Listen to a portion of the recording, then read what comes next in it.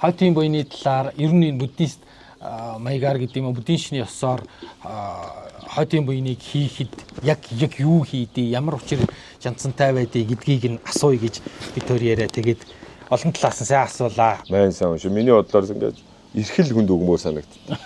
Байна эрхтэй. Эрх ингээд ядаж ширээн дээр тавьсан баймаар. Тэр нөгөө юутай би юуны хөнгөвчлөгийн эмчтэй уулзж ирсэн байхгүй. Тэгэхэд тэр хөнгөвчлөгийн эмч анаах талаасаа тэгж ирж ирсэн. Хүн ингээд яг өөх процесс хамгийн сүүлд чихний үйл ажиллагаа зогсдог. Тийм ингээд нүд тараа одоо тэ гар мэр ингээд мэдрэхүүнүүд ингээд бүгд ингээд зогсоход хамгийн сүүлд физиологийн хувьд хамгийн сүүлд чихний буюу сонсгол ингээд хаагддаг. Тийм болохоор ер нь бол чихэнд ингээд ямар ч ухаангүй байсан ч гэсэн чихэнд нь хэлгээд сонсдог гэдэг. Тэгэхээр тэр нөгөө нэг чихэнд нь хонхт сонсгох гэдэг юм уу тэр тэгвэл ер нь ангаах талаас чихнэ гэж батлагддаг юм байна. Тийм. Би нөгөө нэг юуг асууя гэж бодсон юм. Ингээд оршуулган дээр ингээд зан үлийн юунд харж хад хамгийн их түгээмэл дээр нэг юм лүүжин тавина гэдэг ингээд баг зан юун дээр хойдын буй хийж яхад ихэнхэд нь л лам ярьж лүүжин тавих юм гэлээ гэл хүүхд багт чинь орой харанхуу болохоор лүүжин тавьдаг. Тэгээ нөгөө бидэд ингээд тоглоал юм ярих та лүүжин тавина гэдэг нь зүгээр л чөтгөр хөөж байгаа юм гэлээ. Тэний байгаа хот юм байсан. Яг биш. Орой заавал тэрийг орой бүрэнхийд уншдаг гэнгээд. Тэгээ би ингээд ажихаар ерөөсөө л оршуулга болсон айл болгонд лам ярьж лүүжин тавина аль гэх. Тэр лүүжин гэж яг юуны ном юм? Юу гэсэн утгатай юм? Тэр юу ямар зангуул юм? Яг лүүжин гэдэг нэг засал гүрмийн ном биш байгаад байгаа уг нь. Тэр бол маш дээд өвдөс өглөг өгөхийн тий түрүүний сүр гээл өглөг гэж ярьлаа шүү дээ. Сүрээр өглөг өгж байгаа маа гэдэг шиг. Тэгэхээр дээд бяцлаглаар өглөг өгж өөрийнхөө биеийг өглөгт өгж ийн гэж байгаа. Лүүжин гэхээр лүү гэдэг нь бие шүү дээ. Тэгээ жин гэдэг нь өглөг.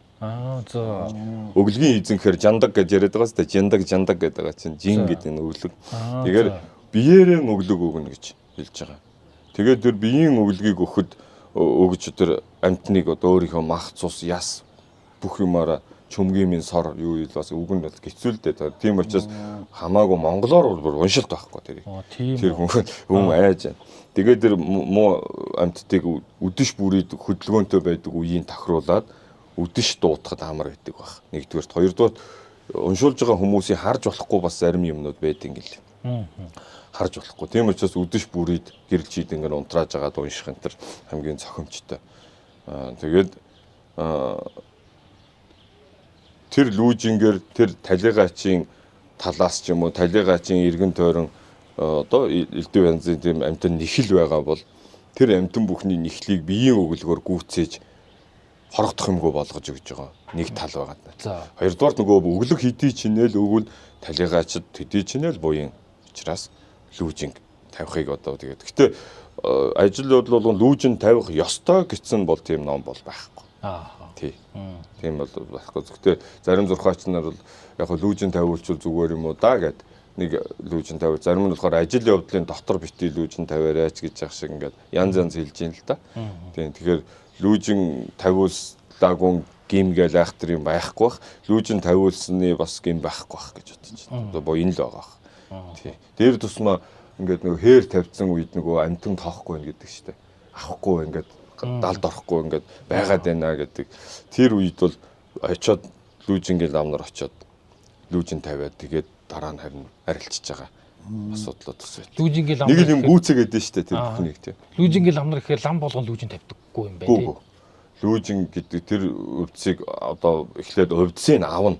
Ирхийн гэх юм уу жүд дамжилгын. Анх бурхан багшаас дамжаад шавьяас дамжаад ингэж явж байгаад одоо жагар молом одоо ноён утагтих ч юм уу ингээд одоо бенса нэнчдийн шарын лүүжин ч гэдэг юм ингээд дамжуулж исэн хүмүүс нь ингээд тэдрийг ингээд хадгалж авч явах явцдаа ингээд жоохон өөр хэв маягтай ая дан тэр жоохон өөр. Ингээд яваад нөгөө манайх тэр ёсны лүүж ингээд ялгараад байгаа болохоос биш цаана уг гарал нь нэг байна. Тий. Тэгээд лүүжин тавих лам чин тэр эрх авшгаа авчаад тэгээд дотор дэм бясалгал бүтээл суугаад дараа нь дамраа зохио тэр 49 хүүрийн газраар бишээ 108 хүүрийн газар 108 булаг шанд ганц мод ч юм уу ингээд хүний айл болоход эвгүй газруудаар очиж нөгөөтгөө уншиж чадал орж явдаг. Тэгээ зүйлд нь лүүжин тавих хэрэгтэй болж байгаа хөөхгүй чадaltaй болж байна. Эрхээ авцсан чадaltaй болж байна гэсэн. Тийм. Тэгэхээр лүүжинг бол бас лам болгон жишээ нь лүүжингийн ван аваагүй, лүүжингийн 60-нд яваагүй. Тэгэхээр би лүүжинд ном нь байвал уншнаа гэж сууж иж болохгүй л дээ. Тийм. Бас нэг юм нэг заншилдаг тэр үнийг бас гайхаад идэв. Яагаад одоо ажил явдал болсон газар нэг тол ингэж хаадаг вэ? Толыг заавал хааж бүтээдэг. Тэгээ одоо манайхан бол гэдэг юм байл те. Зурагт мурагт ингээд тол юм зургууд ингээд бүтээлгдсэн. Бүгдийг хаацдаг болсон юм билээ. Тэгээ та одоо намайг бол бас арай их бага хахтад бүр одоо 60-70 онд ч юм уу 70 онд хүн өнгөрөхөд тойл бас л хааж байгаа үст. Тийм. Гэхдээ та шил болгоныг хааж ирсэн үү? Үгүй. Шил хавлган хаадаг чинь сүүлд ингээ гараад ирчихлээ. Зурагт мурагт. Тийм миний багт одоо таны ч гэсэн баг байхад бол зурагт мурагт бүгдийг хаадаг байсан үстэй. Одоо сервантны шил болгоныг хаахгүй толтой байвал хаана? Тий. Толгүй бол тоохгүй байхгүй. Тий. Гэтэл одоо ингээд ерөөсө гялгар болгоныг хаагаад байгаа нь жоохон бас арай явцуураад байна уу гэж харагдаж байгаа. Тий. Тэгэхээр тойл гэдэг чинь өөрөө нэгдүгээрт бол нэг талигаач толин тараа сандардын гинлээ гэж ярьдаг бас байгаа. Өөрөө өөд болсонтойгоо эвлэрэх гэж их уддаг гинэ. Энд ч одоо зүүд үү юу вэ гэд. Зүүд бард хоёр ер нь их ойрхон юм гэсэн. Тун төстэй юм гэсэн. Бидний одоо зуурдын төрөлтөд зүүрлийг гэвэл зүүдээрээ бид нар ингээд зүүдэндээ яваад ингээд явж байгаа. Тэр нь яг зуурд бол тийм байдаг гинэ. Тэгэхээр зуурд зүүд хоёр тун ойролцоо учраас нөгөө зүүдтэйгээ эндүрээд би чинь зүүдлээд байна уу да гэд. Тэгээд цасан дээр гიშгэж үзэхээр мөр гардгуу, өвсөн дээр гიშгэд гул заадгуу гэдэг чинь өөрийнх нь нөгөө таних уг нь шинж тэмдгүүд байхгүй. Толин дарахаар дүрсэн байхгүй. Тэрэн дээр их зочтой юм л. Толинд өөрийгөө харахаар байхгүй. Тэгээд хамгийн их гутардаг нь дөрөвний асуусан шиг талигаач бидрийг хараад идэг. Бид нар талигаач хардаг. Тэгэхээр өөрөөсөө нэг буйны ажил хийгээд байгаа мэт боловч талигаач огтоодог гэнэ. Тэгэхээр нөө талигаач их гутардаг. Би бол эдний хувьд хинч болсон юм байна. Маш их гутардаг. Тэр гутарх нь бас нөгөө зуурд амьтны нэг зовлонгийн нэг том юм. Тэгээ гутарж яхад нь нөгөөдөл нь дахин ингээд уйлж орилоод ингээд шаналаад бачуураад ингээд нөгөө талигаач маш их ямардаг. Тэр талигаачийн хувьд бол цаг агаар бол тун эвгүй болд ингээд юуг бол бороо мөндөр шавшаал хой салхи шүүрж аваад хийсгээл тэр ч өөрийн гэсэн жин маш хэцүү болчихж байгаа. Хий бийтэй хин шүү холтой болцсон юм чинь тэгж зовд ингээд. Тэгэхээр тэр толийг харж тэр талигаач сандрахгүй гэж хэлдэг. За. Миний ажигласнаар муу ерөнхий ингээд сонсоод байсан чинь талигаач өөр толь болоод сандарч болно шүү дээ. Заавал гэрийнхаа гэхгүй. Гэтэл толь өөрөө шингээгч юм бэ. Юмыг буулгаж ав шингээдэг. Тэгэхээр маш их тэр айлд тэр толь байж л байх юм чинь тэр толинд муу юм тусгаж болохгүй юм байна. Ялангуяа тэр өө гашуутай маш хүнд үеийг хар хүнд үеийг толинд тусгаж шингээж үлдээж болохгүй. Тэгэхээр нөгөө будаалга болтол хаагаад гашуудлаа тайлцлаа гингүүт толийг авчиж байгаа зү. Тий. Яг. Тэгэхээр толийг шингээгч гэдэг талаас нь хэрэглээд байгаа. Тэгэхээр талигаа зөвхөн харна гэсэн утгаар биш. Харахгүй гутрахаа өрөөл толь байтгаа бид нар ингээд хажууд нь суугаад байх чи огт тоохгүй. Ингээл тийм. Тэгээ яг өөрт нь зориулаад ном маань уншаад ном ерөөд уншингууд талигаач бол яадаг гэлээ. Өөрт нь зориулж байгааг мэддэг гэсэн. Тэгээд сэтгэл уншина. Тэр нямдаг үгжингээ түрүүний ярьсан номон дээр сануулсан байгаа байхгүй юу? Өөд болоочийн буйны ажилд чин сэтгэлээс оролцчихъя. Үгүй бол талигаач бол житвжин унш буюу тэр төр зуурын зүн билгийг олцсон байгаа шүү гэж байгаа байхгүй юу? Сэтгэл уншина. Та худлаа тэг ингээд жүжиглж гин үү? Цаагаараа нэг талигаач арга ирийг хутгаж өмүүлж гин үү? Хямрааж гин үү? Ялангуяа хэрэлдэж муудаж болохгүй гэдэг байгаа шүү дээ. Тэр бүхэн чинь талигаач бүгдийн нэвт уншиж идэг. Өөрт нь буйны юмд буйнд нь зориулж гин үгүй юу? Тэр бүхэл ном унших гээд ирсэн ламын сэтэл оюун санааг мэднэ гэж байгаа юм. Тийм учраас талигаач буйны ажилд оролцож байгаа бол гүнлэн буюу тэр сэтэл маш зөв байх ёстой шүү. Чин сэтгэлээсээ талигаачийг те өөд улсын амьтныг өрөвдсөн, ард нь үлдэх стийг бас өрөвдсөн. Тийм сэтлэр яхаарэ ном буйныг хийгээрэй гэж ингэж хэлсэн бид. Тэгэхээр тэр нь бол нөгөө талигаа та нарыг бүгдийг мэддээ шүү. Та нар талигаа чарна мэдэрдэггүй шүү гэж сануулсан байна. Тэр юун дээр ийм яг тэр нэг оршуулах гад юусэн чинь оршуулах гад газар дээр очисон чинь нэг лам дагаж явсан. Хажуу талд нь зэрэгцээд бас нэг оршуулга тавцсан явлаа л да. Тэгээ тэгсэн тийм ингээд бүх лам нар ижлэх нэг юм нүүрнийхээ урд руу нэг юм хар юм онцлог тэ ийм яг тэрийг өмсөд тэгээ ингээ ном уншаад бүрээ нэг юм шилбэг шиг нэг юм малын ч юм уу ил тавьж юм уу? Авгүй газар тий. Тэгээ ингээд явцаг. Зүгээр л би тэгээд зүгээр ингээд нэг юм айгүй ингээд сонирхоод энэ ингээ нүүрнийх нь урд руу гадар онцлог санжлага нь одоо яг юунаас хааж байгаа юм бол юу юм бол ямар учир юм бол гээл. Дудраа гэдэг энэ урдуура онжуулж байгаа донгороо төвдөр донгороо гэсэн байт. Одоо нүүр хаах гэсэн утгатай. Тий. Тэгээд лүүжин уншсан байна л да тэр ламнар. Лүүжин жод лүүжин. Тэгээд лүүжин уншихдаа бас айл гэрч гэсэн унжуулсан уншиж байгааг харсан л байлгүй дээ. Үгүй би сая л анхудаа л харж байгаа. Тий. Лүүжингийн хурал бол яг шарын лүүжин, богд огшин лүүжин болохоор дудраа унжуулахгүй зөвхөн шар малгай тавиад уншиж байгаа. Донгороо унжуулж байгаа нь болохоор бас нөгөө жагарам олон ноён утгтын лүүжин гээд ихэнх нь нүрэ хаагаад байгаа. Тэгэхээр ер нь бол тэр ядарсан муу амьтад бол бид тэр нөгөө лүүжин дээр бүгд ирээд л юм тэр биеийн өглөгийг нь хүртэх ёстой юм байна л да. Жишээ нь лүүжин тавьж байгаа лам би өөрөө бяцлаглаараа номын хүчээрээ өөрийнхөө биенээсээ гарч өөрийнхөө бие цогцыг болохоор унгаж хайж өгч. Тэгээ хан дагнсууд нь ирж тэрийг ингэж жижиглж иргээд тэгээ тэр амьтдыг хоолчиж байгаа. Тэгэхээр тэр амьтад хооллох гээд ирэхдээ хүн чинь нөгөө дээд заяатай амьтад хүний ялангуяа энэ магнаан гэрэл маш хүчтэй юм шиг. За. Тэгээ магнаан гэрлээ хаахгүй бол ойртож чадахгүй, ирж чадахгүй айгаад идэв. Тэгэхээр тэрийгэ түр зур хааж байгаа. Ямар сандаа энэ чоолох гэлдэг л хүүхдүүд ингээд тий урдуураа онжуулаад ингээд хөгшчүүл юуны лам шиг донгороо онжуулсан юм шиг тухай хаагаад тухай бити хаажий гэд муу юм өөрлөө чинь өдөш орой ойртчихдээ ингээд. Тэгээд энэ тухай хаана гэдэг чинь бид нар муу юмд өөрсөө ямар ч айх хамгаалтын нөгөө энэ магнаан гэрлээ өөрөөгөө хаачиж ийн гэсэн. Тэгэхээр муу юмыг тэр бол зориудаар муу юмыг ойртуулж хооллох гэдэг шүү дээ. Бид нар бол энгийн үед ингээд магнаага хаагаад ингээд өмсөх нь бол муу юмнаас өөрийгөө хамгаалж чадахгүй юм бол тэгээд ханьсаал явна гэсэн үг болчихж байгаа. Тэгээд хүүхдүүдийн ааш авир өвдөрж байгаа энийг бол ер нь бол цаагуур бас тийм ад гэж үздэг.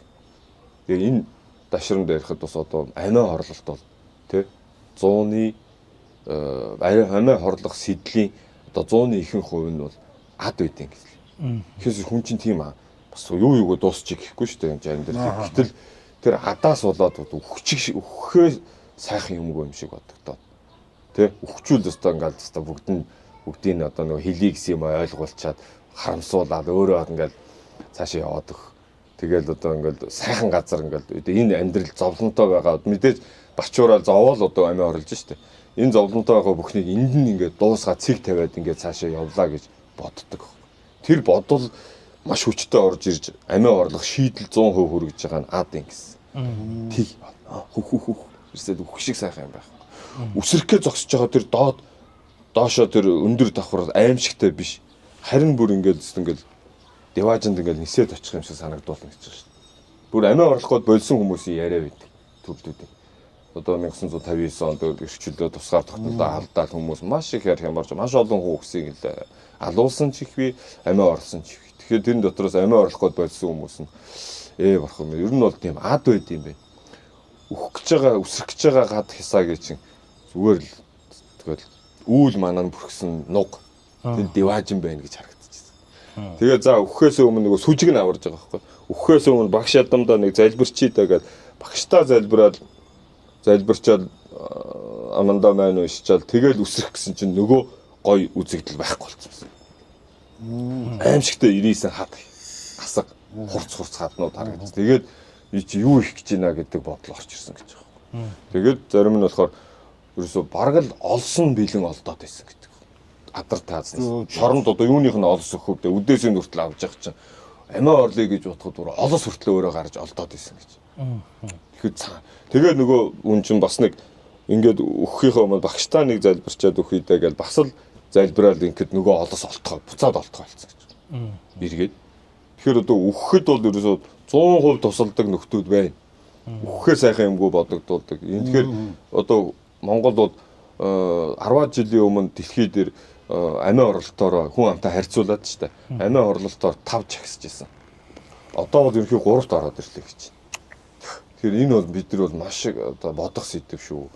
Өөд болсны дараа төрөл олдохгүй гэж одоо амиа орлчууд төрөл олдохгүй гэдгүү мэдээ 49 хоногийн дотор 7 дээр аль нэгэн дээр төрөл олдно. Төрөл 49-оос цааш төрөлгүй байна гэж байхгүй штэ. Ямар ч боломжгүй. Гол нь хизээч сайн заяа олдохгүй. Дан одоо өөрийг хорлож одоо амийг хорлуулсан ад шиг тийм адын төрөл авд юм уу? Буг шулан болд юм уу те? Буг шулан одоо тийм бэрд. Ямар ч үсэн тийм сайн төрөл олдохгүй. Тэгээ нэг тийм төрлийг авчихад эргээд дахин хүн болтлоо бол хэдэн одоо сая жилийг туулж магадгүй. Жилээр ярихад хэдэн сая жил одоо миллиард жилээр тоологдно гэж байгаа юм. Тэгэхээр нэг муу заяанд унчвал мүд дээшээ гарч иж чаддаггүй. Тэгэхээр энэ бүхний гítэл бурхан багш дөнгөж там дуунж байгаа амтныг буцаа шууд тэнгэрт нь хүргэж ийн гэдэг тэр бол өвдөс байхгүй яах вэ? Тэр өвдсөө биднэрт амтнд тусал бие биендээ өгч байгаа нэгэндээ тусал гэж заагаад өгсөн. Тэрийг бид нар гол нь итгэл үнэмшилтэй хийх хэрэгтэй, хэрэглэх хэрэгтэй. Яагаад итгэдэг? Бид нар нэг л тийм шинжлэх ухаан хөгжихийн хэрээр бид шинжлэх ухаанд юмыг болгоныг бид хитрхи материал байдлаас материалист байдлаар хардаг болчлоо л доо. Тэгэл тайлбар нэгттэй ч гэсэн яг тэр материалист байдлаар тайлбараа нэгтдэг. Гэтэл тэрэн дээр бууж өгөхгүй бас байж тээ. 3 хэмжээсээр бууж болохгүй юм бас байж тээ энэ дотор. Тэгэхээр энэ дашрамдаар энэ би энэ өөд болж байгаадаар өөрөө насныхаа жамаар өнгөрч ивэл одоо дүүрчээ тий.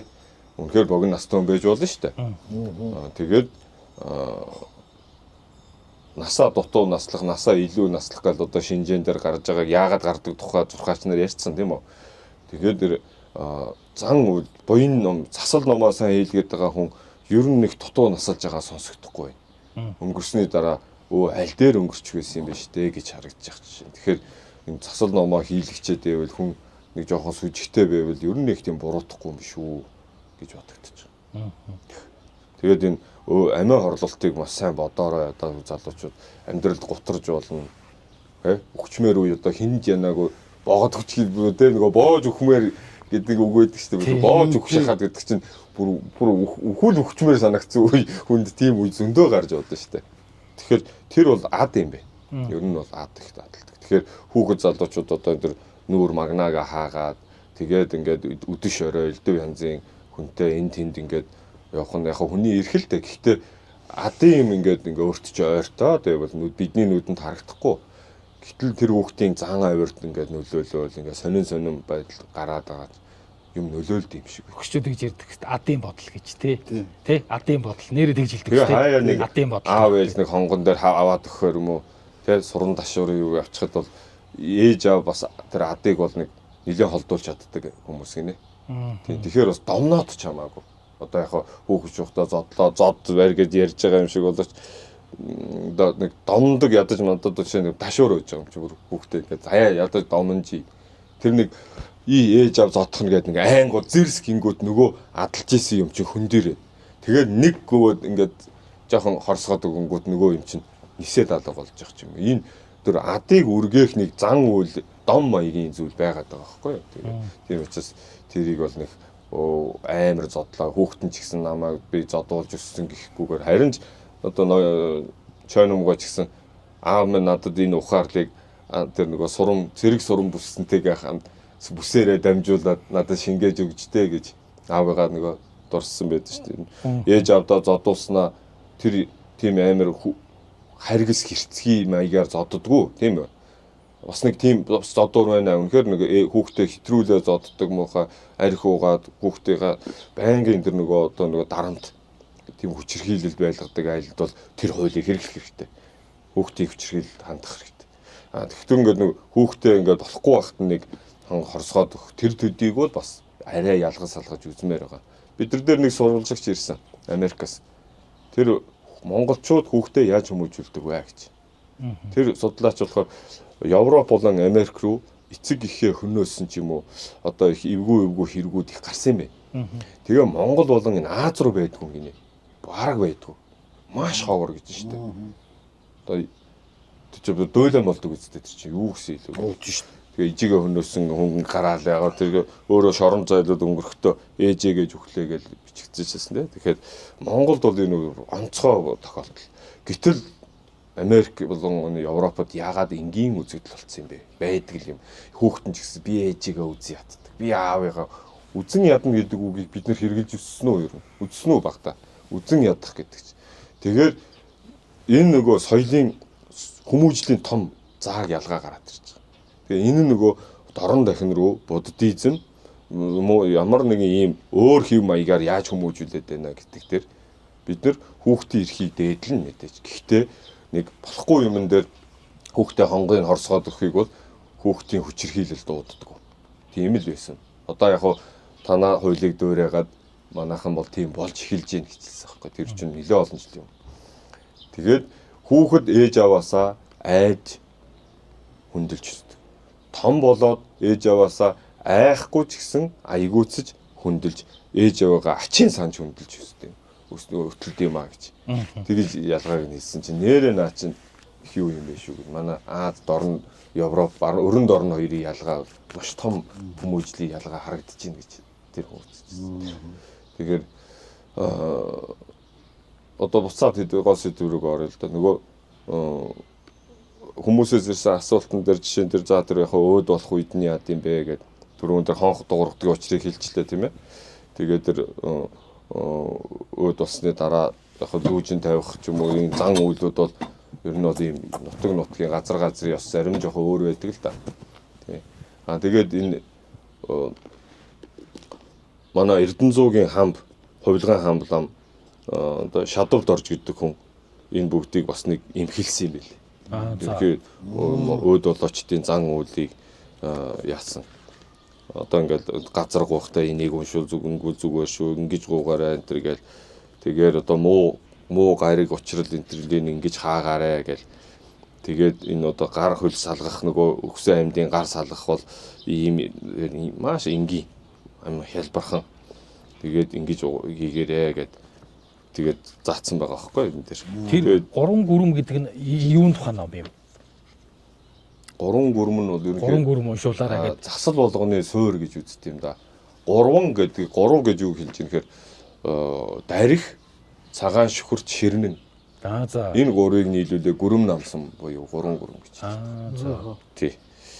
Тэгээ энэ дээр одоо гаргийн засал гэдэг одоо ямар эвгүй гаригт өнгөрчөөд тэг гаргийн засахгүй байхаар чинь нөгөө талигажуул өөрх ингээд төрлөө аваа явцдаг байна л да. Талигажийн өнгөрч таарсан гариг од өдөр цаг энэ бүхэн чинь өөр өөрийн цээр муу сайн юм ингээд илэрхийлээд байт юм. Сайн ч тал байдаг, заримд нь муу ч тал байдаг. Тэгэхээр сайныг мэдээ засах хэрэггүй зү. Мууг нь засаад өгөө гэдэг л ингээд тэрийг одоо нарийн гаргаж өгөхөөрөө шинзий өгсдийн зурхаа гэж хараад байгаа байхгүй. Тэгэхээр өөд болоочийн үлдсэн үр хүүхэд ачцээ үр очт нь одоо тэр дахиад нэг мэдээж бүгдийг мөнх болгочихгүй үстэй. Ах トゥ олон тусмаа манайхан их олон хүүхэд байх юм аа гэж зарим тэгдэг. Та нар олуулаа юу гэсэн чи нэг тийм олуулаа айл байдаг штэ. Ингээд нэг хүүхэд маш олуулаа 10 хэд хүүхэдтэй дандаа. Тэгэхээр чи ах トゥ авга наац гэдэг чинь жум юм болчих чинь. Тэгэхээр олон хүн дотроос мэдээж олон хүн нийцтэй. Тий. Тэгэхээр нөгөө тооны магадлалаараа бодохоор хүн өөд бололгүй л яах вэ? Олон бол олон байлгүй л яах вэ? Тэрийг ингээд бүгдийг холбох гээд бас хэрэггүй байхгүй. Харин юу холбогддог нь аюултай гэхээр нэг хүний үхэл нөгөө хүний үхэлтэй холбогдоод эхлүүл энэ болохгүй болчих. Энэ дээр цээрийн сайн хийсэн юм уу? Зан үлийн дагсан юм уу? Эсвэл одоо хийх намнараар сайн хийлгсэн үү? Эсвэл шинжээнээс нь лам хилсэн үү илээгүй юу гэдэг. Одоо нөгөө шинжээнээс хүний одоо сайн хүн болгон дээр одоо хуучин чинь хамаагүй нээдгүй маа гэдэг болгоомжлдог чинь олон зүйлийг ингэж харж тохируулж тэр нэг аппликейшн гарчлаа гэдээсэн шүү дээ. Боломжгүй. AI-аар та нар шинжээ нээлгэлтэй дараа нь тэгээд тэн дээр ерөнхий юм хэлнэ шүү дээ. Гэхдээ хүн бодож наан цааныг тохируулж ингэж харах маш нарийн компьютероос нарийн тэр хүний бодол санаагаар харж хэлэх ёстой зүйлүүд байгаад байгаа байхгүй тэр дотор ч. Нарийн тохируулах. Тэгээ хиндэ хэлэх үү, хиндэ хэлэхгүй юу гэдээ ярьсан шүү дээ. Энэ бүхэн чинь нарийн. Тэгээ энэ одоо өд болоочийн зан үйлийг өгсөн амьдад туслах одоо ойрын арга тус амгалангийн аршааны цэнгэл гэдэг ном гэж байгаа байхгүй энэ. Нөгөө алтан сайрцаг гэдэг өмнө нэр шиг аршааны цэнгэл, хурим цэнгэл гэсэн ийм. Тэгээ энэ номон дээрээ хэлж байгаагаар бол ингээд өөд болоочтой болохоор буян сайн хий. Үлдэж байгаад нь болохоор цээрийн сайн гаргаа гэж байгаа байхгүй. Янз бүрийн цээрүүдийг хааж өг. Тэгэх юм бол үлдэж байгаа талигачийн ар гэрт ингээд одоо эхнэр нь болон 5 хүүхэд үлдлээ гэж үзье. Тэгэхээр тэр болгон дээр тус нь засал байдгийг гинэ. Тэрнтэй холбоотой. Арай өөр ч гэх юм уу. Он жилээсээ болоод өөр байд. Тэр болгоныг нэг бүрчлэн хийхэд хэцүү гинэ. Бүгдийн зурх болдог. Хөвөнгөө тэрийг базаж ингэж ядаж базаж хийгээрээ. Тэгэхээр ийм байдгийн шүүгээд ингээд одоо чаасам ч гэдэг юм уу те. 3 чаасамтай ингээд уншуулаарэ. Болов ширэндүүд ингээд тэгээ ийм номнууд засал номууд уншуулаарэ гэж байж байгаа. Тэгээд тэр номонд ерөнхий зурхаач нар ихэнх нь дагнаа. Нэг чаасам уншуулчаарай, ажил явдлаас өмнө уншуулчаарай. Энтэр гээд. Та нар одоо хойтх өргөх гэж мэдэж байна уу? Хойтхын өргөө гэдэг. Юу гэж бодож байна тэрийг? Мэдхгүй хойтх өргөх юм байна. Яг тэгж хэлж яхийг бол сонсч ийсэн. Тэгээ утгын учрыг ойлгоогүй. Тэгээд хойтх нь уншуул уу? гэж юу? Тий. Хойтын даатах гэдэг юм уу? Хойтхын өргөх гэдэг. Тэр чинь болохоор одоо пова одоо айлтгаж байгаа. Тэр өөд болсон хүний сүнсийг бяцлаглалын аргаар бурхантай холбож одог мэд буюу деважингийн эзэн одог мэд бурхантай холбож өгч байгаа. Холбоо тийш нь төрүүлж өгч байгаа. Тэгээд по төлөвч байгаа хүн нь өөрөө маш их дадлагтай. Одоо алтан титэм лам бол одоо поор нэлээд одоо мэрэгсэж байна да. Погийн одоо мундаг том маструудын хажууд шавилсан. Өөрөө тэр талаар бас одоо бяцлагдаг, дадлага хийдэг. Тэгэхээр өөрийнхөө пог ингэж оролдож түлхэж сурж байгаа хүн өөрөө л бусдтаар бас хийж болно гэсэн байна. Яг ихлээд өгцөн муур нохоо мал зал дээр хийж үздэг л ингэсэн л дээ. Тэгээд тэр ингээд тухайрыг нь ингээд зүү юм уу хадаас нөхөлдсөн юм шиг нүх гаргаад ингээд пог нь ингээд татах энэ төр гэж аргууд. Тий. Зарим нь болохоор ингээд бүр ингээд гавлын ингээд бүр амар онгоолгоо иччихгээд дотроос нь л доо бяцлаглын аргаар тэгээд мундаг бухын дух зад түлхсэн гинлээ энэ төр гэж нэг тэгтэл нөгөөт нь гайхуулаад ах юм биш байгаа байхгүй юу. Тийм мундаг түлхсэндээ биш. Зүгээр л хүчийн тохируулж чадахгүй нэгсэндөө машина шууд дандаа хүн дараан дээр нь зөгцсөн нөхөр байгаа. Тэгээд багш болохоор хүчийн зөв тохируулж ингэж хийхгүй бол амьтны дух магнаг ингээ гэмтээч тийм аа. Нөгөө бяцлаглаар юм түлхэхэд.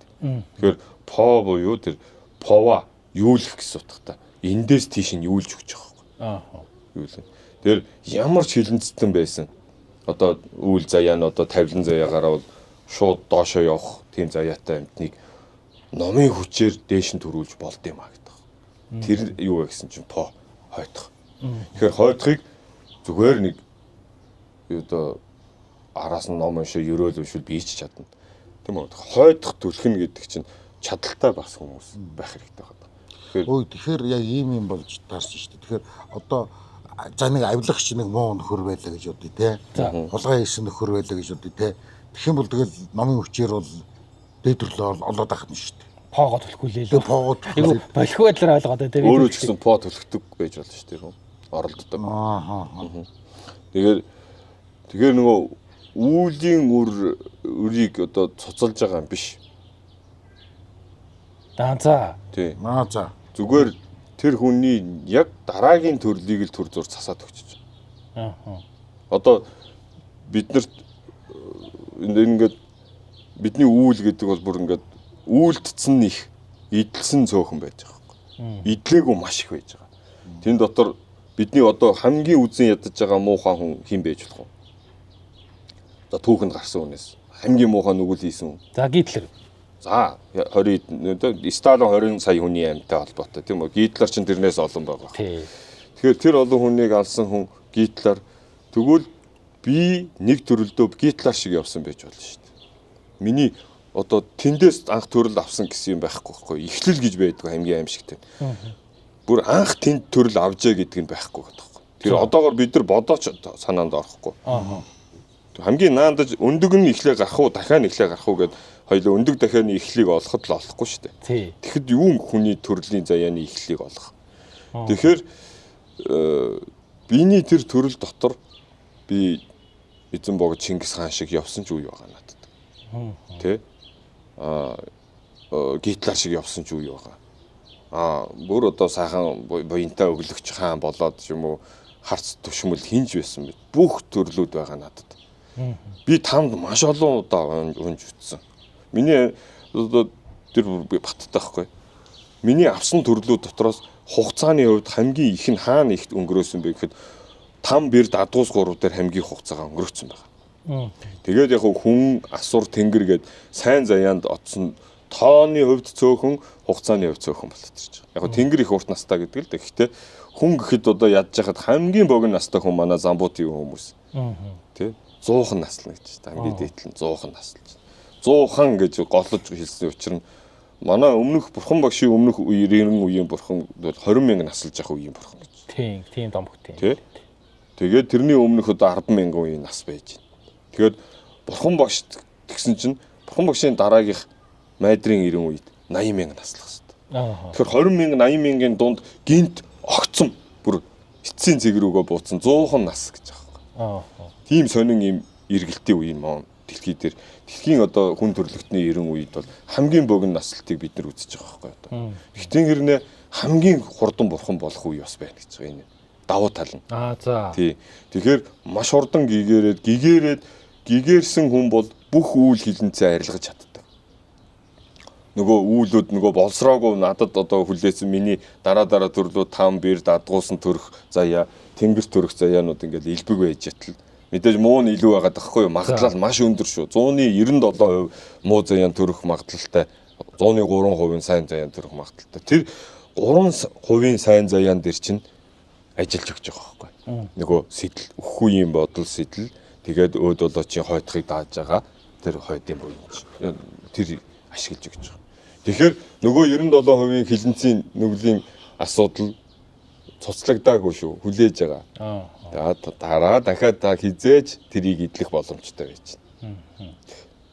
Тэгэхээр идлээгүй маш их үйл байгаа. Яг энэ төрөлдөө хийснээр бид нар энэ төрөлдөө идлээл дараа төрөлдөө идлээл явдсан биш. Дараа тэр хизээж болсорж магадгүйгээр ингээ хадгалагдчих. Боловсрангууд нь тэр төрөлдөө болсрохыг гэж бид нар шийдчихэд байгаа байхгүй юу? Өөхөх үедээ л ерөөсө дараагийнхын төрлийг өөрөө тэм дотоос харж байгаа л буруу сэтэл төрөөл буруугаа авчих гад зөв сэтэл нэг хонхны дуу сонсоо зөв сэтлүүл зөв рүүгээ явчих гал ийм дэнжигэнсэн үед нь сайн тусал гэж байгаа. Авилгач бол би ч гэсэн аль нэг төрөлдөө авилгач байсан баг. Магадгүй. Тэглээгээд яг өнөөдөр намайг чи өөр төрөлдөө тэгсэн гэж хийж яллахгүй шүү дээ. Яг энэ шиг одоо бидний муулж байгаа энэ хүмүүс энэ үлээ эдлэн одоо авилгаад ядууруулсан нийгэм үүсгэчлээ шүү дээ. Амир ядуу нийгэм өөрөө. Тэгснээ эргээд өнгөрөхдөө өөрөө тэр ядуу нийгэмдээ бүр яагаач баяждгүү дээшээ гардгүү нөхөр болоод төрчиж болно. Энэ л эдэлж байгаа үстэй тэр. Тэгэхээр яг энэ насандаа шууд эдлэх албагүй. Дараа төрөлдөө шууд эдлэх албагүй. Ямар ч байсан тэр үүлийг ерөнхий бол эдэлж таардаг. Тэгэхээр юу лам хүн бол яг өмгөөлөгч шиг те ялын хойшлуулаад энэ гэсэн үг юм биш үү те. Тэр өмгөөлөгч бол тэр боловсрохыг бол лам нар шийдэхгүй дээ тий. Хизээ яаж боловсрох нь? Яг үнэ. Тэр хүнийг те ямар ч үед тэр хүнийг бас хүн гэдгийг мартдаггүй юм байна л да. Тэр мөчнөө муухай юм хийсэн байсан ч гэсэн тэрийг хүн гэдгийг мартаж болохгүй юм байна. Одоо хамгийн хүнлэг хуулийг одоо буддын юунаас энтгэг өөрөө тэр боловсрууллаа шүү дээ. Хуулаа буддын шишнээс харж боловсруулсан хамгийн их ардчилсан хууль гэж байгаа байхгүй. Тэгэхээр бурхан багш дээр аавыгаа алчлаа, ээжигээ алчлаа гэдэг ингээ хүн ирж ил байсан. Хүүгээ бэртээ наалцсан зээтэй алдсан хүн ирж лээс. Тэгэхэд бурхан багш чи ямар муухай нүгэл үлдээвэ гэж нэг ч үг хэлээгүй гэж байна шүү дээ. Ягаад тэгэхээр хүний төрөл заяа энэ орчлон гэдэг чинь өөрөө тийм муухай. Хийгээгүй нүгэл бидэнд байхгүй гээс. Тэгэхээр одоо бити одоо гашуудаа бити яг үүлэндээ харамс гэж байгаа. Гэхдээ үүлэндээ бити шанал гэдэг байгаа байхгүй. Шаналх харамс хоёр чинь маш том ялгаатай. Тэгээ бурхан багш бити шаналаа. Тэгээ одоо та буян хий сэтгэлээ яа. Ер нь энэ орчлон чинь өөрөө ийм шүү дээ гэд тэр хүн орчлонгийн тэр үнэн мөнийг таниад гэгэрсний үедээ өөрийнхөө үйл хэлнэц бүхнээ намжуулж арилгасан байт. Нөгөө 999 хүн алсан алдарт цуврал алуурчин Ангулимал нөгөө хүний хуруугаар эрхий зүүсэн хүн чинь бурхан багш шав орчоод хахад хүн нийгэм итгээг байгаа юм чи. Тэгээ Ангулималагийн байшин айгүй өрөвдмөрстэй. Гандан энэ байхад одоо тэр бөмбөрийн цаашаа юу юм те цирк биш ээ. Ихтэлгүүр. За. Эндээс ихтэлгүүрийн зайтай Ангулималагийн байшин байж байгаа байхгүй. Бурхан багш энд байгаа байхгүй. Тэгэхээр тухайн үед нийгэм шүүмжлээд бурхан багшийг та хүнийг лам болгож гэгэрүүллээ гэхэд ийм аимшигтай алуурчинтай бид нар хүүхдүүдээ ингээд хамт байлгана гэдэг бол үнэхээр аимшигтай гэдэг. Ингээд тэгээ бурхан багш зүгээрээ энэ хүн бол одоо ингээд ямар ч хорхоод оргүй болцсон гэдэг хахад нийгэм хүлээж аваагүй учраас Ангулимал бурхан багшд хэлсэн байгаа байхгүй. Багшаа би жаахан зайтай амьдарчаа. Би та нарыг ингээд хил аманд тутгаад энэ нэрэж миний хийсэн юм энэ хүмүүсд намайг өхөн хөлтөл идэр итгэхгүй гэж. Тэгээ Ангулимал тийм хол байшинд амьдарч тэндээ өнгөрсөн юм бэл. Бас жоохон гадны нөлөөтэй. Тэгээ бурхан багш очиод Ангулималд очиод уулзаад айц өгөөд хамгийн сүүл эцсийн замд нүтгэд Ангулимал би энэ үүлээ те идэлцээд чи гэгэрсэн байгаа шүү дээ. Энэ үүлээ би идэлж дуусгаж байгаа да те. Тэр хамгийн их баяртай байна багшаа. Энэ үхэл бол харамсалтай биш вэ. Үхийнхээ өмнө зодуулсан тэр ясан харамсалтай биш. Харин ч би бүр баярлж юм багшаа гэдэг. Тэгээ тааныг ингээ хараад өгсөн гэдэг бол надад бол маш ховор хувь тавилан гэдэг. Тэгээ Ангулимал тэгээд үүдэлсэн тэр байшин маш хол байгаанаас өрөвдөр харагдсан. Нэрээ тэр хүнд гадуурхад нь тийм ч юм хийсэн л үнэлтэй харахгүй. Хинч итгэхгүй л дээ. Тэгээд тэр бурхан багш юм бол наам ч юм уу те та өнөөдөр энэ насандаа одоо муу юм хийсэн байж болно. Таны мууг би бол хизээч өмөрөхгүй. Та тэр мууга тэ өр тавьсан бол өөрөө төлөх хэрэгтэй. Буруу юм хийсэн бол уучлах юм тэр бол. Харин таныг цаашаа тэ таныг муугийн чинь үзэж багтааваа хангах бол тийм сонирхол бол байхгүй. Та цаашаа амьдраад ухаар нь гимшин тэ тэгээд үүлээд гэхдээ таны үйл бол үүлээрээ болсон шүү. Та одоо буян хийгээч гэж. Ингэж л хэлж байгаа гэсэн үг. Хөөс биш шүүхтэр улаан цайм өмгөөлөгч шиг гэх нь хаашаа. Өмгөөлөгч бол бурууг нь мэдээд байгаа хэрнээ бурууг нь дараад зөв талаас нь бүх юмыг ингээ харуулах гэж зүтгэж байгаа тэр хүнээ ял бахта гаргаад ирж штеп. Лам хүн бол таны үүлийг нэмгэлэх аргыг би яаж хөөс биш үүлийг чинь би цуцалж өгч чадахгүй гэж байгаа. За. Тэгээд энэ дээр одоо ядуу одоо тий боломж муутай айлыг бити их одоо засал ном ямар их юмар бөмбөгдөөрэй гэд.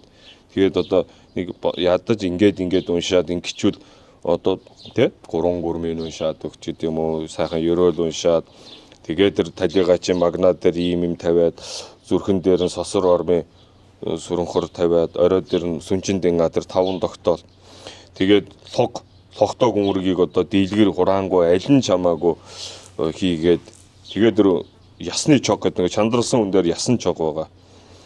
Тэгээд энэ бүхнийг ингээд хийгээд ингээ уншаад тэгэх юм бол тэр айлдаа тохируулаад тэр айлыг ингээл амар их юм хийн тийм аваа тэр тийг ингээд асар их юмар бас нэг боломжгүй багт хөндрүүлэхгүйгээр гэхдээ зайлшгүй байвал зохиролтой зүйлийг бол ингээд аргалаад хийгээд уншаад ингээд болгочихыг бодох хэрэгтэй гэсэн байна. Тэгээд энэ 100-ын лам бол өөрөө мундаг хүн байсан юм лээ. Эрдэнэ 100-ын одоо тэр хүний зохиол бүтээлээс яг нэг өөд болоочтой холбоотой юм ингээд эмхэтгээд яцсан ийм шоголтой ном манад багаас л надад байгаад байсан. Тэгээ сүүл нөгөө жоохон төвдөр нь ойлгодог болцсныхаа дараа эхлээл бол ойлгохгүй цээжлээд байгаа шүү дээ. Гэтэ ойлгохгүй үедээ цээжлсэн давуу тал их байсан. Зүгээр цээжилж ухаан хурцоогоо үедээ. За. Тэгээ дараа нь юмны учрыг олдог болонгууд нөгөө цээжилсэн ном чи ингээд аманд байж хахад утх нь ингээд дурааж идэв. Тийм их амар болчих юм бэл. Тэгээд энэ өнгөрсөн үнэ ингээд цаад газар усын харагдаараа тэгээрээ замдаа тэр ингээд юм өргөөд явах ч гэдэг юм уу. Харин энэ дээр нэг машины одоо явах хүний сондгоо тэгш мэгш гэж бол байхгүй байна. За. Тий, тэр нэг ч. Тэгээд тэгээд нэг идэ настаачууд хэлж байгаа бол хуучин энэ идэ боовыг ингээд тэгш сондгоо болгоод тэгш байснаа буцааж одоо сондгоо болгодог ч юм уу. Иймэрхүү юм байхгүй гэдэг байгаа байхгүй юу. Тэгээд энэ одоо сүүлд одоо гараад ирлээ дээ. Энд одоо тас дуудлага байна жишээ нь. Сүүлд одоо ийм юм гараад ирлээ дээ гэж тэгж л явсан. Зөө. Тэгэхээр бидний энэ зан үйлүүдэд одоо эмэгтэйл өөрчлөлтүүд их ойрхон амьдарч ирснараа хятад хуушааны ёс их орж ирж байна. Оросуудтай ойрхон байснараа Орос ёсоор одоо зураг хөрөг хэвлдэг асуудал чи Оросоос болчлоо.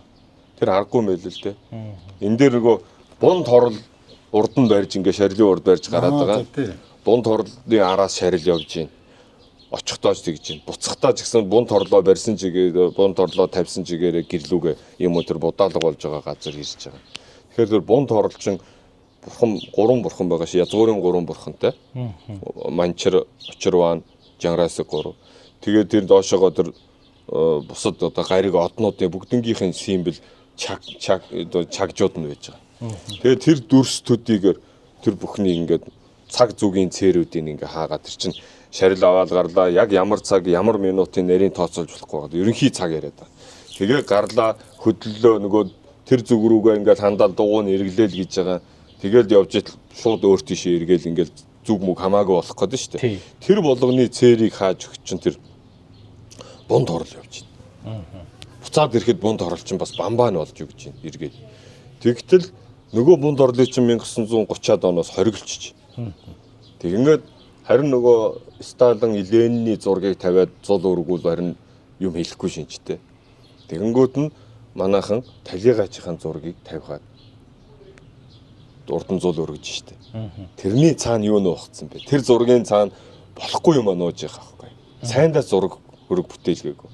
Бүтээлэг гэсэн бурхны нууцаар нэг ламд очиж зуруулаад 18-уулаа тэрний арт хийчихлээ. Урдан зул өргөлөө. Яг үнэндээ хин зориулж өргөөд байна. Талигачийн зурганд бишээгээд зурганы цаана нууцсан бурхан зориулж өргөж. Тэгээд нөгөө зургаа бариад явж штэ. Бунд хорлоо хийчих чинь тэрний арт дахиад. Эсвэл буланд нь жижигхэн мэддэхгүй. Том бунд хорлоо ардна. Тэгээ бунд хорлоо бариад явж зурганы арт шарил явж байгаа зү. Энд чинь зураг ерөөсөө чухал биш байсан баг. Зургаар нэг юм далдлаад манайхан нууж хийжсэн баг. Тэгэхээр зурганы ард бунд хорлол юм уу тэр талигачид 40 соног 100 өргөх бурхныг тавьсан байна. Тэгээд явчихна. Тэгтэл одоо сүүлдээ нөгөө хүмүүс зураг байх хэрэгтэй юм байна. Тэгсэн нөгөө бунд хорлол одоо нууц биш болсон шүү дээ. Гэтэл бунд хорлол байхгүй. Ихэнх айлуу тараарай. Тэг ингээд харж хахад танд өгнийхөө юмд явчаал ингээд би яхаа бунд хорлол заавал аавал гэдэг. Тэ заримд нь ийм аав, тийм аав гэд авах хэрэгтэй юм авахулгаар янз бүрийн бараа шахаад байгаа юм шиг эвгүүлээдэг л да. Гэтэ тэр хүний хүмүүс тэр зүйл хэрэгтэй байгаад. Гэтэл өчнөө хэрэггүй юмд ашар их мөнгө зараад байдаг. Одоо арцыг чинь 10-20 кг-аар нь шуудаагаар нь арц авцсан. Ямар их арц вэ? Яах гэж байгаа юм. Тэрний оронд өөр дутуу юмнуудаа авч исэн дээр шүү дээ. Хитрхи их арц хэрэг. Сүүлийн асуулт хадаг бас. Энэ зэдийг одоо ингээ нөгөө бас нэг юм аваад нэг хүчргөө одоо бид нэр тэр авах юм л даа би өхөн биендээ өгөх юм те ингээл тий. Гэхдээ энэ зэдийг ингээд нөгөө зайлуулсан оролцсон бүх хүмүүстэй тарааж байгаа ингээл түгжирлээр нэг 2 хүн бүтэн өдөржингөө яваад оролцсон ба араас нь ингээд нөгөө зэд өгөөл зэд өгөх гэсэн ингээд энийг нэг юм одоо хаашаах та ярина да жинхэнэ. Тэр зүгээр нэг ингийн болгочвол тийм их хавтгааруулж ирсэн үү? Гайгүйсаа тэр. Яг л ирсэн хүнд үстэй тий. Яг л ирсэн хүмүүс тох. Тий. Жолооч нар тэр үед чинь жолооч нар айгүй ховор үлдээсэн. Манай абулааш үз хоёрт л явдаг гэсэн шүү дээ. Тий. Ер нь тий. Шүдэнзээ насаачаад тий. Тэгээд лаг ярьцдаг. Тий. Жолооч нарт нэг 10 төгрөг нэг юу өгдөг байсан санаж байгаа. Цаа дуу болонд. За. Тий. Жолооч нар айгүй ховор байсан үлгээд тэр үед чинь. Тий. Тэгээд цай өөрөө ховор байсан. Тий. За тий. цайж хөдөн зэгдэх чи өөрөө хов. Тэгээ буйныхаа ёсоор болд юм болов тэрнээс би үл яах вэ? Яах вэ? Одоо хашаах хүртэл мэдчихэж байгаа. Яг ирсэн хүн болон жолооч нарт мэдээд нэмэлт тийм цай юу өгч ийсэн. Гэтэл одоо зүгээр л ингээд оролцоогүй. Яг ирээгүй. Зүгээр холоос яг нэг буйнтаа ячаарэ гэд мөнгө шилжүүлсэн ч юм уу. Тэр болгоноор авч үздэг бас сүүл юу их. Хитрхи хавтгаар болчихж байгаа юм дахиад. Тэгээд та нар эдийн засгийн тооцоо хийгээд үтсэн ч гэсэн. Та нэг албан газар танаа ажил явдал гарчлаа. Танаа албан газрынхан чинь нэг 10 цас цуглуулжээ. 10,000 Тэгээ нэг 100 түн бол нэг хэдэн төгрөг болно да. Тэгээд буйнд нь гэж зориулсан чинь 100 хүнд нэг албан газрынхаа 100 хүн оролцсон юм чинь ингээд зэд бэлдүүл. 10,000 зэд таарч чадах уу? Барахгүй л үү. Үгүй шүү дээ. Доороо 20 хэдэн мянга нэг зэд. Тэгэхээр нөгөө буян бодож нэмэр өгөх гэсэн хүмүүс юу болгоо ичж юу? Бүр нэрмээс болгоо ичж байгаа шүү дээ. Утгыг алд болчихж байгаа энэ. Эдийн засгийн тооцоон дээр тэр хүмүүс яах гэж өгсөн? Эргээд бид нар зэд ирэндээ гэж бодож өгөөгүй. Хинч тэгдэггүй. Тэр бол талигачийн буянд нь нэмэр өгье дөө гэж тэ нэг хөдөө бол нэг шар тос нэг 5 цаастаа өгч идэг. Тэгээд тэр нэмэр биш нэрмээс болчихж байгаа байхгүй. Тэгэхээр энэ та нар бодит хэрэгцээгээр нь харахад энэ бол буруу болчиход. Тэгэхээр одоо ямарсандаа зарим нь тэгээд дамжиж ирсэн зэдийг хүн их дуртай авдаг. Сичиглээд байгаа зү. Зарим гэр орондоо аваачаар гэрийнхэн дургуцдаг ч юм уу. Ажил дээрээ тавьж яснаа жорлонд тэр одоо бурхантаа ч үзэн жорлонд л байждаг. Тэгээ энэ дашранд дээр бурхантаа ч үзэн гэж өрөөсөө энэ монголчуудын буйныг барах гэж зориулж хийсэн юм шиг ийм бити хэрэглээч. Хэрэглэхгүй л байвал дэрийг үйлдвэрлэхгүй шүү дээ. Нэг үе бодвол гайгүй болчлоо. Гэтэл мэрсээр гарч ирээд нэг мууч утанс. Тэгээ бурхантай ятчих. Тайрантай. Тэгээд айлын голдуул айлын жорлон, албан газрын жорлон. Тэрийг жорлон тавьсан төдийгөр тэр хүн маш их нүгэл хураагаад тэрийг тийм байдалд хүргэсэн талигачийн аргэр хилэн сураачиж байгаа. Тэгэхээр нөгөө буян болгож бодож хийгээд байтал дандаа буруу юм, логикгүй юм хийгээд байна. Тэгэхээр албан газрууд бол хилдэг болцсон байлээ. Биднэрт бити зэдгээрээ амар ахгүй юу энэ. Эн чинь зөв байхгүй. Харин очисон хүн би зэд авахгүй гэвэл буруу. Энэ дээр тэгсэн байгаа байхгүй. Энд оролцсон бүх хүндээ одоо хурим гэх юм одоо нөгөө будаалга гэж байгаа. Идээлэг будаалгыг ингээ сайхан ингээ хийгээд тэгээд бүгдэнд нь ингээ сайхан сан даалга авчаад будаалаад тэрний дараа нөгөө оролцоогоор нь түгнүүл биш тэр ар гэрийн бололцоонд түгн зохируулад гэж байгаа байхгүй. Оролцсон бүх хүнд гарын цайл гараа гэж байгаа. Зэдийг хэлж байгаа. Ён гэж хэлж байгаа энэ зэд. Ён би зэдийн өгөөд тэгээд баясгаж тэр авсан хүн бас баясах учраас нөгөө чинь хэрэгтэй юм хийгээд дээ штэ. Дээр үуч хөдөн зүнхээр ховор байсан. Тэгээд одоо нэг хүмүүс нэг ковидын үеэр чинь баахан тийм ариун цэврийн юм ороод ирлээ штэ тий. Салвитэг ингээ цацлаг тийм зэдэн дээр орж ирж байсан. Тэгэхээр тухайн хүнд хэрэгтэй жоохон хитаахан юмыг цөөн тооны юм зэдэнд хийгээл тохироо тэр ар гэрийн боломжид маш түшгэл хэрэгтэй гэж байгаа юм. Тэрэнд ингээ айхтар баян тансаг байх албагүй. Энэ бол 6 ном бидрэг гараад тэргүүтнээс айлцсан байд юм а гэж.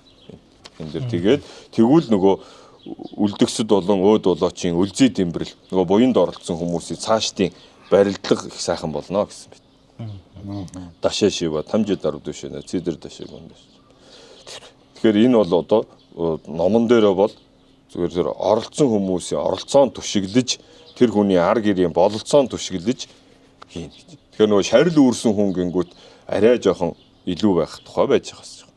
Тэгэхээр нөгөө шарил хөндсөн хүн чинь дээр үед бараг тэр хүн үүрээд явчихжсэн юм биш үү? Үүрэгч гэдэг байна. Эсвэл тэрэгэн дээр тавилаа юм уу, тэмээн дээр ачлаа гэхэд хөтлөөд явна тэр хүн. Тэгэхээр тэр хүнийг одооны жолооч гэж үзэх гэдэг байхгүй. Тийм байна. Тийм байна.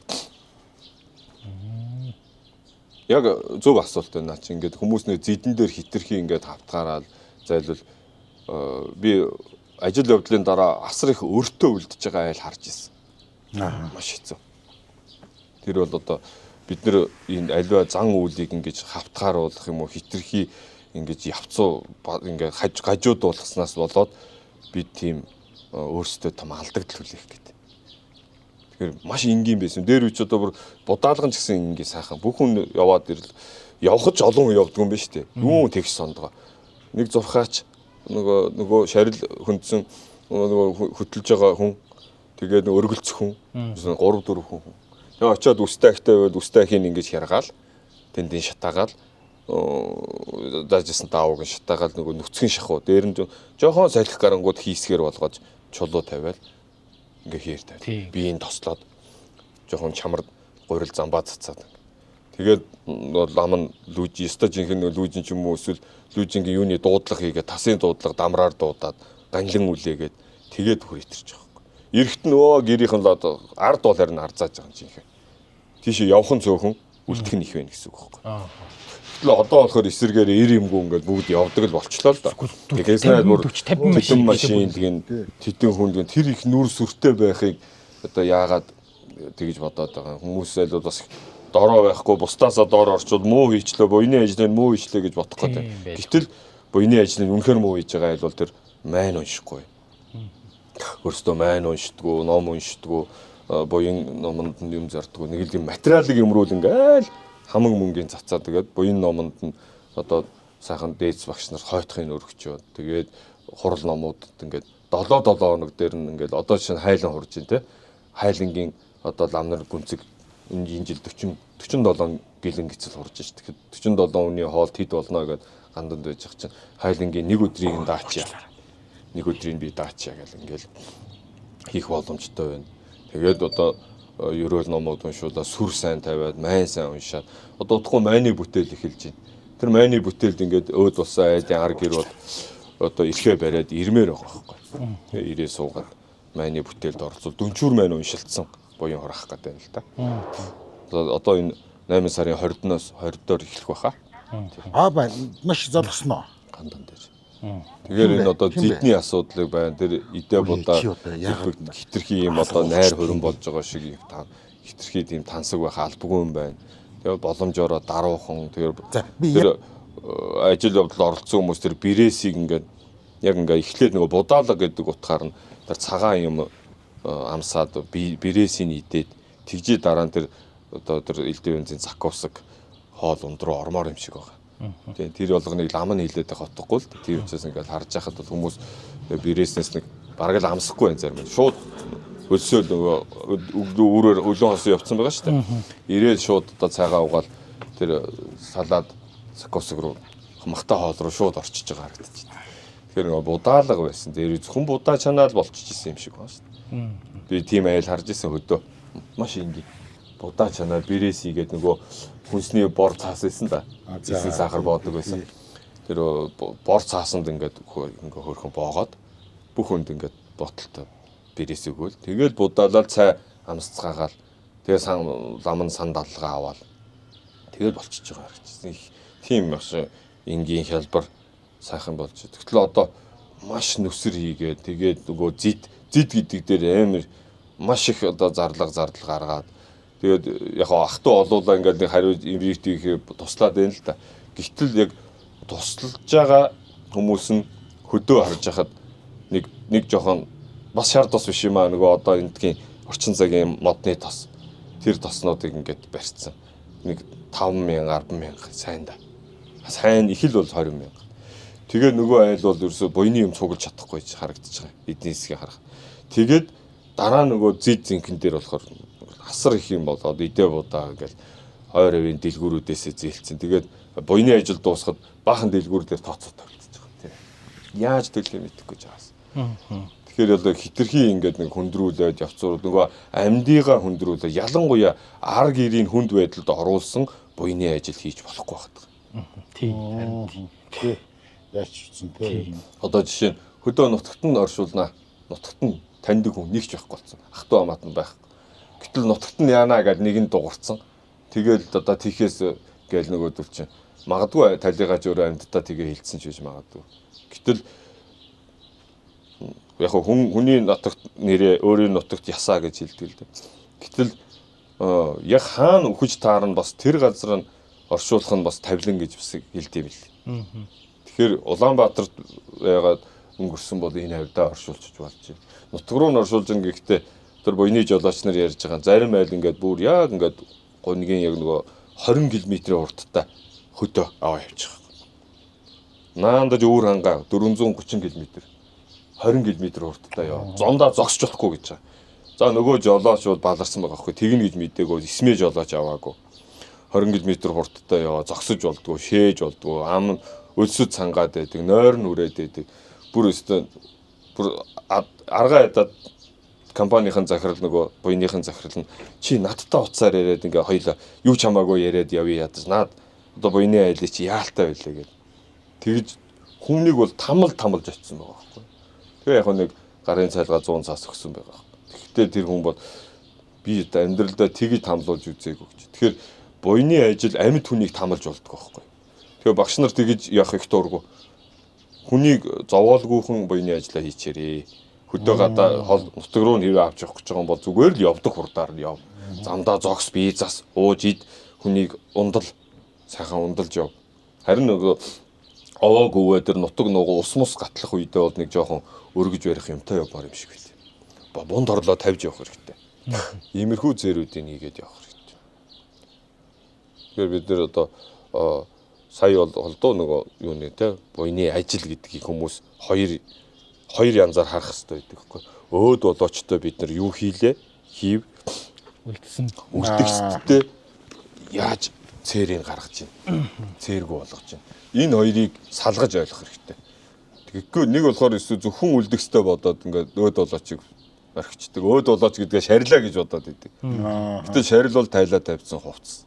Тэрэн дээр бид нар бол нэг тийм ач холбогдол өгдөг юм байна. Марсандаа манайхан ингээл цэцэг бариад шарил руу гүгэдсэн тийм түүх байхгүй шүү дээ. Эсвэл ханш нэхэд эдэн мантуу чанаал гүйж очдөг манайх нь ёс биш бас. Ханш нэх бол зүгээр тэр одоо газар тариалантай нутаг. Тийм л баг. Манайх Юан гүрний үед жишээ нь эзэн хаан, Повлын хаан алтан анцаар нөгөө газрын дохиж ингээ дөрөв зүг рүү зохиж ханш нээлээ гэж зарлж исэн юм байл. Зарим нь яг ханши гэдэг хааны үед үүссэн ёсоо гэж л одоо газар тариатад цэвэр холбоотой. Тэгээд газар тариалангаа хөндөөл өөд болоочтой голдуу тэр тариан талбай дээр орчуулцдаг байсан юм шүү. Тийм учраас тэр газараа очиж тэднэртэй эхэлж хүндэтгүүл үзүүлээд эх жилийн ургац ногоо тэрэ сайхан байгаасаа гэж даатгадаг зан үйл манад нэг хамаатай биш. Тийм тэгэхээр ханш нэхийг учиргүй их зан үйл болгох гээд байх нь та бид нэр зан үйлийн хувьд бас нэг дархлаа гэж байна шүү дээ. Бид нар юугаараа ондоо юм. Ягаад ондоо юм. Зүгээр зориод ондоо болох гээд байгаа юм биш. Угаасаа ондоо.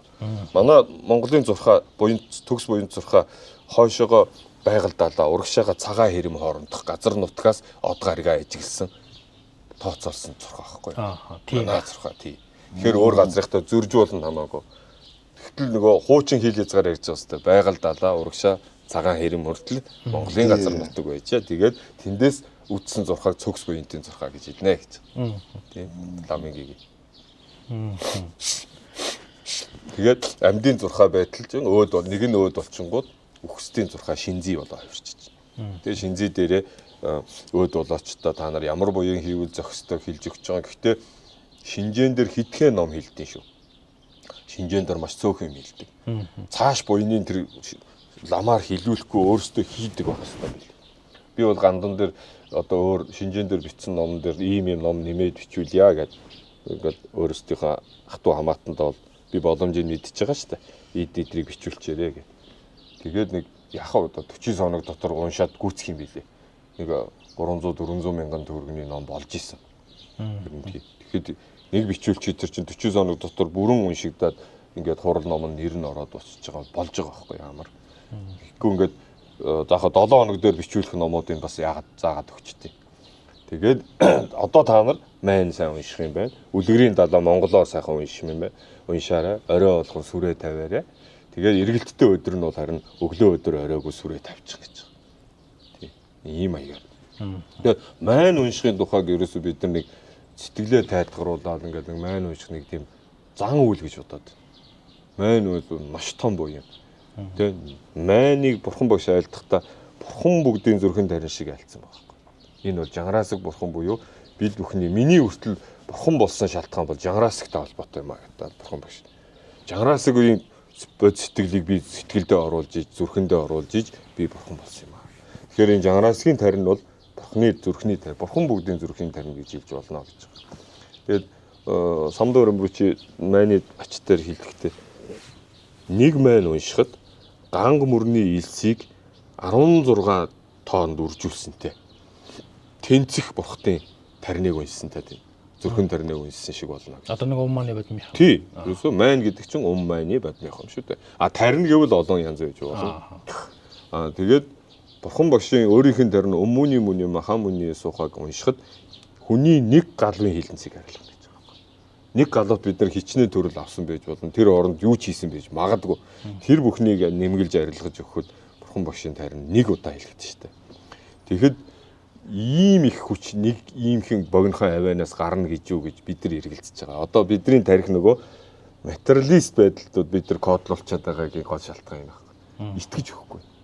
Үнэмшиж өгөхгүй. Тийм учраас талигаачид майн унших нь хэрэгтэй юм байна. Өөд улсын дараа төрөлд нь бид нар ямар сайн буян хийх үү гэж одоо яаж тооцоолж чадахгүй, итгэж өгөхгүй. Энэ бол бид нар хойд наснд итгэл үнэмшил муутай учраас талигаачийн хойдын буян тэгж ханддаг. Ялгааны. Хойд наснд итгэхгүй тусмаа тэр ийгээд байгаа цайны бидний ярьсан зүйлөө зүгээр л зан үл.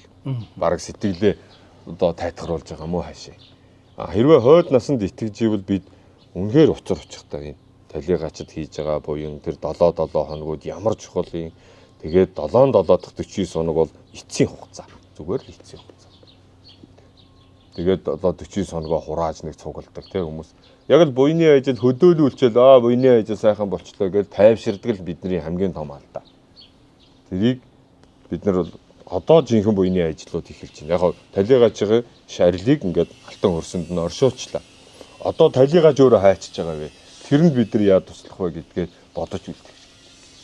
Тэгээд талигаачийн ар гэрлүү их дайралт хийж гин хүмүүстэй. Тэр ар гэрүүд мэдээж яг аль тал нь хүний алдсан гашуудч идэг. Тэгээд үр хөвгт нь талигач өөрөө юу гэж хүсэж байгаа бол тэрийг бодох хэрэгтэй. Үр хөвгтөө сайхан яваасаа, эхнэр хөвгтөө сайхан инх тунх байгаасаа л гэж хүсэж байгаа. Гэтэл тэрэнд нь ингээд жоохон хорлохоор юмнууд яриад ингээд эхнэр хөвгтийн үүмүүлээл юм уу. Яг аль нь бачуурлаад буруу гаргаад байна л та. Тэр нь бол бас аль буруутгахад бас хэцүү гэхдээ жоохон бодолтой байх хэрэгтэй. Монгол хүн шүү дээ. Нэгнийгээ зовж явахт нь нэрвэх биш. Нэгнийгээ зовж явахт нь жоохон дэм өгөөд, сэтгэлийн дэм өгөөд тэгээд ингээд буйныхын ажилд нь боломжоор туслаад тэгээ бид нар ч гэсэн үхэн шүү дээ ялгаагүй. Бидний ажил явдлыг үр хөвгт чи яаж хийх вэ гэдгийг одоо та нар ах ээж аав эмээ өвгийнхээ ажил явдлыг яаж хийж байгаагаас та нарын үр хөвгтүүд тэрнээс үлгэр авч байгаа байхгүй. Ингэж хийх юм байна. Ингэж энийг анхаарах юм байна. Хоорондоо эвтэй байхгүй бол эвгүй юм дараа нь гард юм байна. Тэгээд ингээд талигаачгаа өмүүлэхгүй, шинжээг нь олон нээлгэхгүй, нэг сайн хүн дээр нэг нээлгээд тэгээд цаашаа тэр дагуу явах хэрэгтэй юм байна гэж ойлгож байна. Тэгээд майн сайн шүү. Миний бодлоор ингээд эрхэл хүнд өгмөө санагддаг. Майн эрхтэй. Эрх ингээд ядаа ширээн дээр тавьсан баймаар. Тэгээд хүн орж ирээд цай хоол идчихээд нэг гашуудлаа ингээд нөгөө юм өгчөөд нэг ингээд дүми яриад хийцгүүрээд байгаа. Тэр хүний урд ингээд нэг эрхнүүд хид хидийн эрх тавиад хүрд тавьсан байгаа хүн хүрд эргүүлнэ эрхийг аваад майн уншдаг. Тэр хүмүүсээр майн уншуулах хэрэгтэй. Орсон болгон майн уншаад тэгээ эдэ будаанаас нь идчихэж байгаа чинь талигаачид буян хийх бүрэн боломжийг нээж өгч байгаа байхгүй. Хүн орж ирээд будалдаг ч нэг юм хоол цай өгдөг. Одоо мөн хөөцөөгээ чинь бүр буйны хоол гэдэг нэр өгсөн биз дээ өөргөө тий. Тэр чинь уг нь өөрхий мундаг нэр томьёотой рестораны л хоол байсан да. Тэгэхээр нөгөө хийхэд амар хурдан, маневр хурдан гэж л хийж байгаа шүү. Тэгээд тэр идэ бодоо идчихээ тэр хүн нэг яав ив гэдэг нэг сэтгэл санааг нь тайтгаруулж талигаачийн гэрийнхэнтэй ярьж сууж агаад тэгээ гарахад тэгээд зарим нутгуу та нар анзаарсан нэг 1000 төгрөг юм 500 төгрөгөн дээр нэг шүтэнц тавиад өгч байгаа чинь орж ирсэн хүн болгон тий. Тэр чи юу вэ гэхээр талигаачид майн уншаач. Майн уншихад танд бид нар контакт холбоос тэр хүн талигаачтай дамаа холбоотой шууд холбоогүй хүн байж болно шүү дээ. Тэгвэл тэр тэдний идэ будаанаас идэж уучаад өгсөн юмыг авангууд талигаачтай том өргөн канал үүсчихэж байгаа. Ягаад нэг хурал ном уншуулгаад нэг ламнарт ингээд нэг юм бариад идэг да хуралдааж.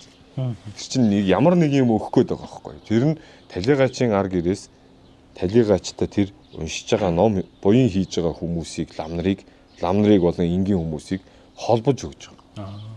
Холбоос хэрэгтэй байхгүй. Тэр холбоостой угаасаа холбоостой хүмүүс байж болно ах トゥ хамаатан тий. Гэхдээ холбоос нь холдсон. Уулзаж уулзраагүй утцсан. Хөгж аваагүй утцсан. Эсвэл магадгүй тэр хооронд муудад сайтсан ч гэж болно. Тэгэнгүүт тэр эргэж ирээд уулзаад ингэхтэн идэ хундагаа бариад тэгээд мань уншаарай гэж юм өгч байгаа байхгүй. Тэгэхээр чин нөгөө хүний холбоос дахиад сэрэгчэж байгаа. Тэгээд тэр сэрэгцэн холбоосороо бид нар мань нэг ирэх мань чамаагүй уншихад талигачтай шууд холбоосон буйн нь очиж ийн гэсэн үг. Тэгэхгүй бол ерөнхийдөө л их болсон хамаг амт ингээд бүгдийг бодоод хийж байгаа ялгаагүй байж болно шүү дээ. Гэтэл ялгаа онцлог нь нөгөө холбоос ойруудаар нь илүү өргөн хүрээтэй үйлчлээд идэг. Тэгэхээр тэр холбоосыг бодож нөгөө ном уншуулаад нэг ламдаа нэг юм бариад байгаа шалтгаан тэр үүдэг байхгүй.